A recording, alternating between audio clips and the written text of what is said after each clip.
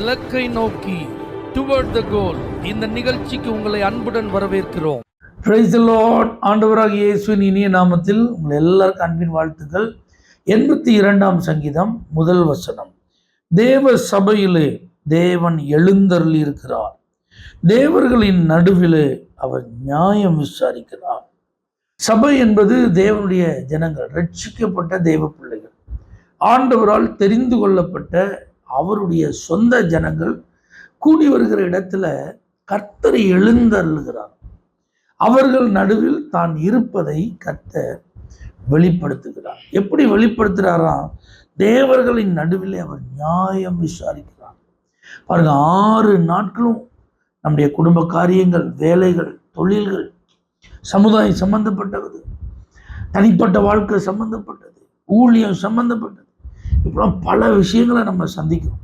அதில் நிறைய காரியங்களில் சில நேரத்தில் நமக்கு பாதிப்புகள், வேதனைகள், ஏமாற்றங்கள், தோல்விகள், சில நஷ்டங்கள், சில மனிதர்களினால ஏதாவது ஒரு பிரச்சனை.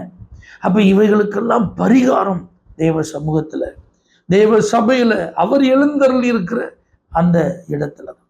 அப்போ ஆராதிக்க வந்திருக்கிற தேவ பிள்ளைகளை அவர் விசாரிக்கிறார். அந்த வாரத்தில் நம்முடைய காரியங்கள் நடந்ததெல்லாம் அவர் கவனித்திருக்கிறார். அப்போ ஆண்டுடைய சமூகத்தில் வரும்போது அவர் நியாயத்திற்கு ஜெயம் கிடைக்க பண்ணுகிறவர், அவர் நீதி செய்கிறவர். தம்முடைய பிள்ளைகளுக்கு அநியாயம் இழைக்கப்பட ஆண்டவர் விடவே மாட்டார்.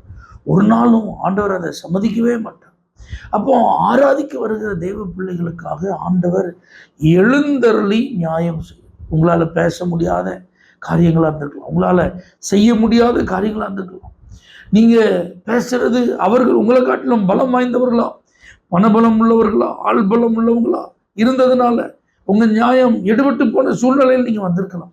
ஆனால் தேவ சபையில் நீங்கள் கர்த்தரிடத்தில் வந்து அதை முறையிடும் போது ஆண்டவர் எழுந்தருளி உங்களுக்காக அந்த காரியத்தை விசாரிப்பார். இந்த ஆராதனை நாளிலே தேவ சமூகத்துக்கு வந்திருக்கிற கர்த்தருடைய பிள்ளைகளே, எனக்காக நியாயம் கேட்க ஒருத்தர் இல்லைன்னு சொல்லி ஏக்கத்தோடு இருக்கீங்களா? என்னுடைய நியாயத்தை யார் எடுத்து சொல்லுவா? என் நியாயம் எடுத்து சொல்ல முடியாதபடி மறைக்கப்பட்டு விட்டது என்கிற அங்கலாய்ப்போடு வந்திருக்கீங்களா? உங்க நியாயத்தை விசாரிக்கிற ஒரு தேவன் உங்களுக்காக இன்றைக்கு சபையில எழுந்தருள்வார்.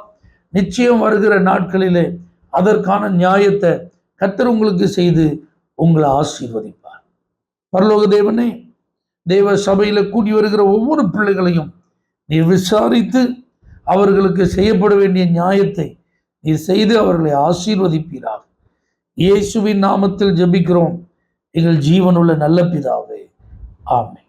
For prayer contact, Pastor J. J. Kumar, El Shaddai Ministries, 9500252586, Surandai.